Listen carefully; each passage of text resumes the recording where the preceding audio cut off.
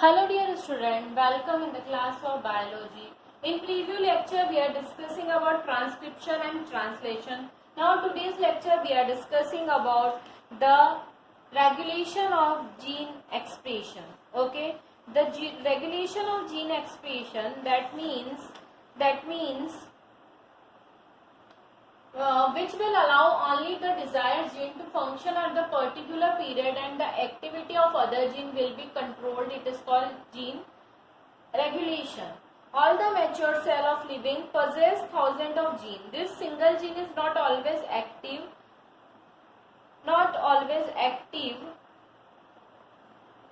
At the specific time, different genes are activated and responsible for the synthesis of protein.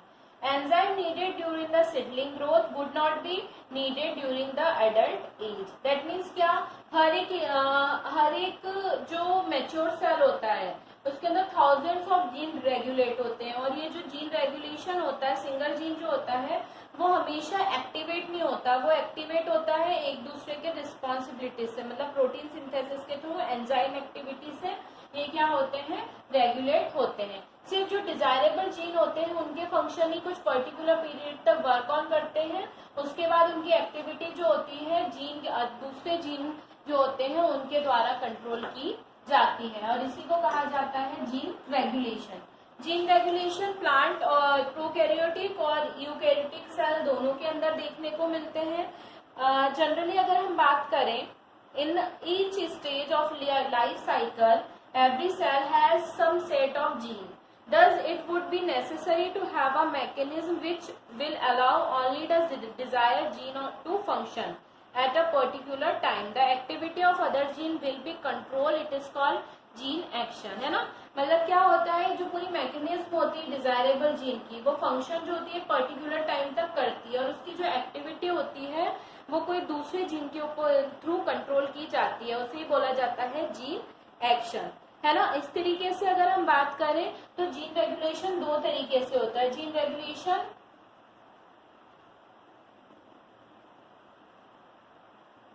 In prokaryotes and gene regulation in eukaryotes.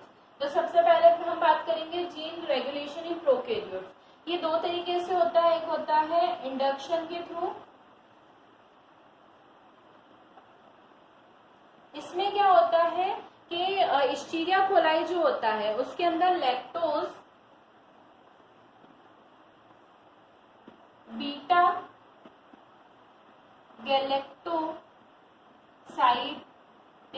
Enzyme की presence में किसका, glucose plus galactose में breakdown होता है ना।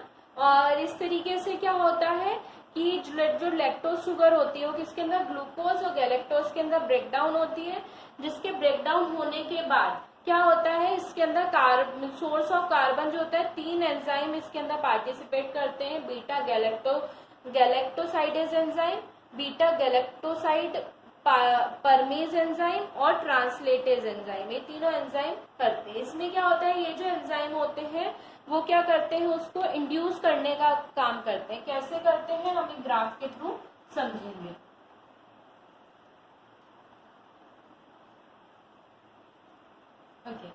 एक graph के through हम समझेंगे। सच enzyme whose synthesis can be induced by the aiding the substrate are known as indivisible enzyme, and the genetic system responsible for the synthesis of such an enzyme is called induced synthesis। मतलब क्या होता है, इसके अंदर synthesise होता है। कैसे होता है, जो लैक्टोज का कंसंट्रेशन होता है, लैक्टोज कंसंट्रेशन, एक ग्राफ है, ग्राफ के थ्रू हम समझेंगे लैक्टोज कंसंट्रेशन, और दूसरी तरफ हम बात करेंगे अमाउंट ऑफ एंजाइम की।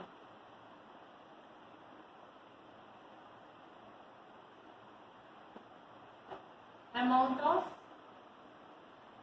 एंजाइम, है ना, ये दोनों रिएक्ट करते हैं और इस तरीके का ग्राफ जो होता है वो प्लॉट होता है। और जैसे हम इसके अंदर कंसंट्रेशन चेंज करते हैं, है ना, वैसे ही ग्राफ क्या होने लगता है, गिरने लगता है, इस तरीके से, है ना। जैसे यहाँ पे हमने हिस्टडीन का कंसंट्रेशन लिया और यहाँ पे हिस्टिडाइनेज एंजाइम लिया, तो ये ग्राफ जो होता है ये क्या होने लगता है, चेंज होने लगता है और इसी को बोला जाता है इंड्यूसर। ठीक है। सेकेंड जो होता है इसके अंदर gene expression in prokaryotic cell, कैसे जीन रेगुलेशन होता है, वो फर्स्ट स्टेप तो ये होती है इंड्यूसर की, सेकेंड होती है प्रोकैरियोटिक सेल के अंदर, दैट इज रिप्रेशन।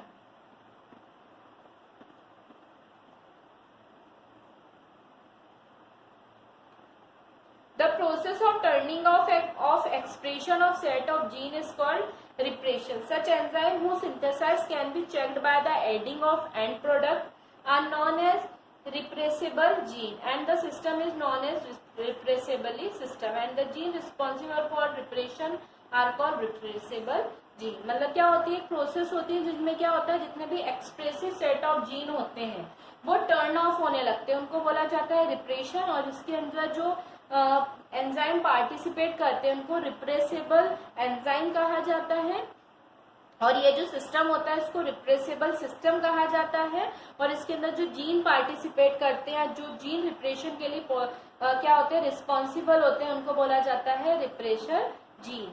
इस तरीके से क्या होता है, जीन रेगुलेशन जो होता है वो प्रोकैरियोटिक सेल के अंदर कंप्लीट होता है। सेकेंड जो होता है जीन रेगुलेशन क्या होता है, यूकैरियोट्स के अंदर देखने को मिलता है। ये हमने किसके अंदर देखा था, प्रोकैरियोट्स के अंदर। हम बात करेंगे अब gene regulation in eukaryotes.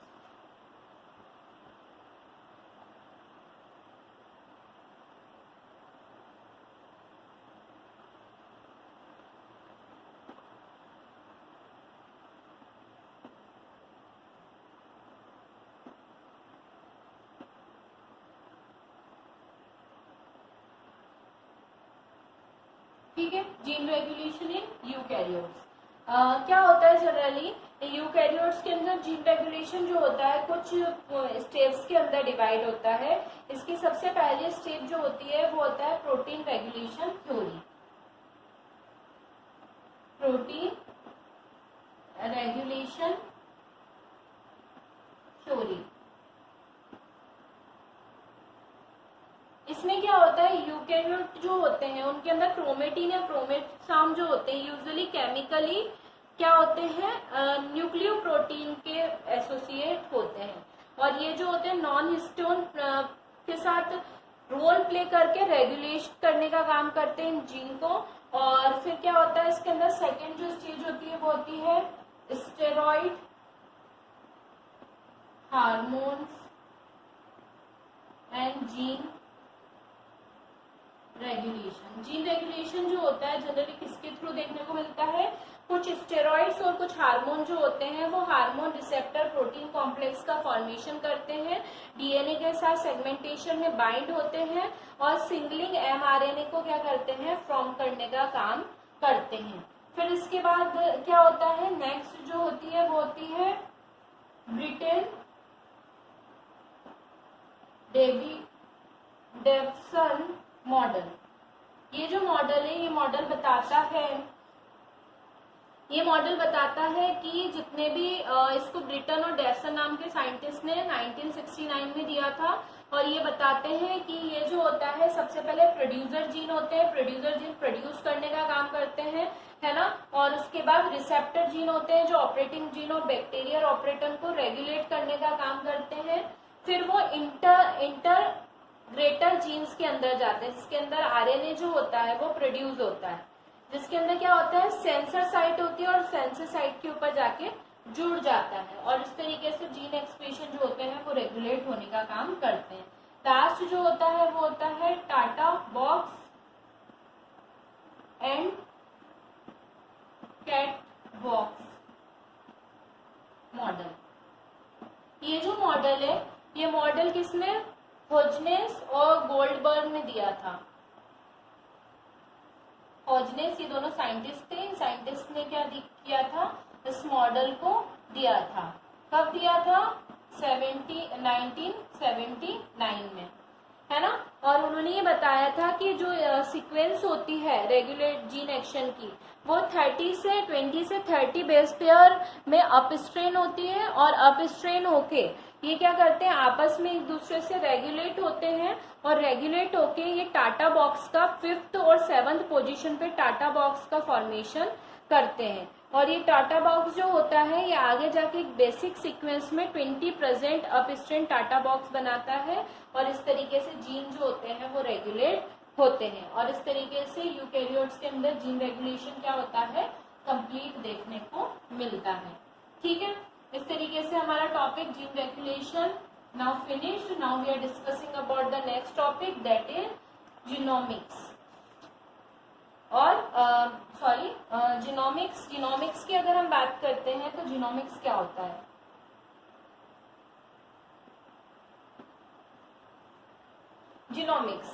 Genomics word जो है एक ग्रीक वर्ड है जिसका जीनोम, जिसका मतलब होता है टोटल जेनेटिकल मटेरियल। तो टोटल जेनेटिकल मटेरियल मतलब क्या कर रहे हैं हम, किसकी स्टडी कर रहे हैं, डीएनए और जीन की, है ना। तो इसके अंदर क्या होता है कि study of gene and there structure and function. ठीक है, इसी को बोला जाता है जीनोमिक्स। और ये जीनोमिक्स जो होता है इसका फर्स्ट किसने बताया था, थॉमस रॉड्रिक नाम के साइंटिस्ट थे। उन्होंने 1986 में सबसे पहले इसके अंदर बताया था। और इन्होंने बोला था जितनी भी मैपिंग होती है, सीक्वेंसिंग होती है, एनालाइजिंग होती है जीनोम की, है ना, वो सब किया जाता है इसके अंदर। या हम इसको ये भी बोल सकते हैं द स्टडी ऑफ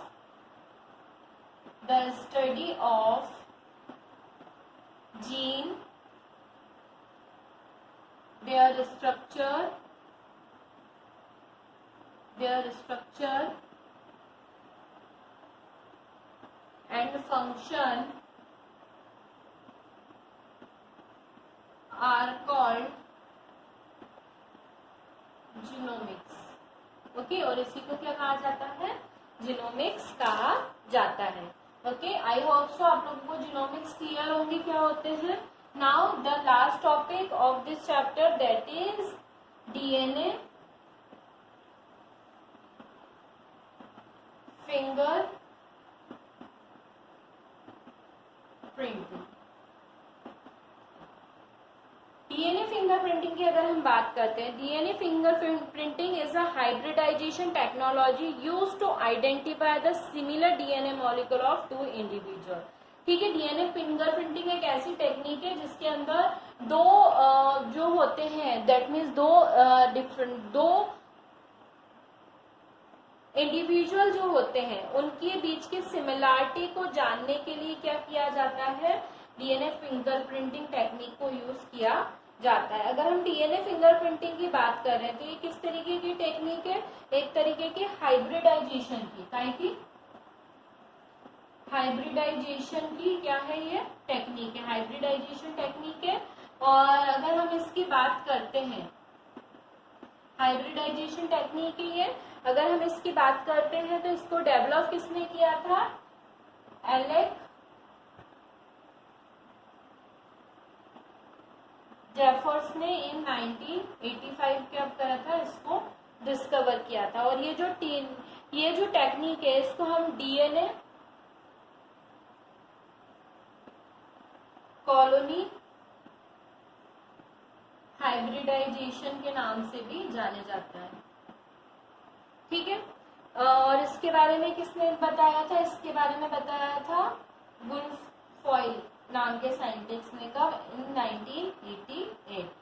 ठीक है, इस तरीके से अगर हम बात करें तो डीएनए फिंगरप्रिंटिंग जो होती है कुछ स्टेप में कंप्लीट होती है। फर्स्ट सबसे पहले क्या लिया जाता है, डीएनए लिया जाता है ऑर्गेनिज्म का, जिसको आइसोलेट किया जाता है टेस्ट के लिए। इसके अंदर होस्ट डीएनए लिया जाता है और उसके blood sample, semen, vaginal, bone marrow, इन सब के लिए लिया जाता है। अगर हम इस टेक्निक की बात कर रहे थे इसकी जरूरत क्यों पड़ती है, एक तो इसकी जरूरत क्राइम सीन पे पड़ती है। क्राइम सीन पे जैसे किसी का रेप हुआ है तो किस व्यक्ति ने किया है वो पता करने के लिए। इसके अलावा किसी का मर्डर हुआ है जहाँ पे फिंगरप्रिंट मिलते हैं उनके लिए। अगर दो इंडिविजुअल में आइडेंटिफिकेशन में प्रॉब्लम है तो उसको पता करने के लिए, है ना, इन सब जगहों पे किया जाता है। और जहाँ से जो ब्लड, स्टेन, सीमन ये सब यूज किया जाता है ना, और उसके थ्रू इसको लिया जाता है। इसके अंदर अगर हम बात करें तो ये जो होता है इसके अंदर डीएनए आइसोलेशन की टेक्निक की जाती है किसके थ्रू, सदर्न ब्लोटिंग के थ्रू।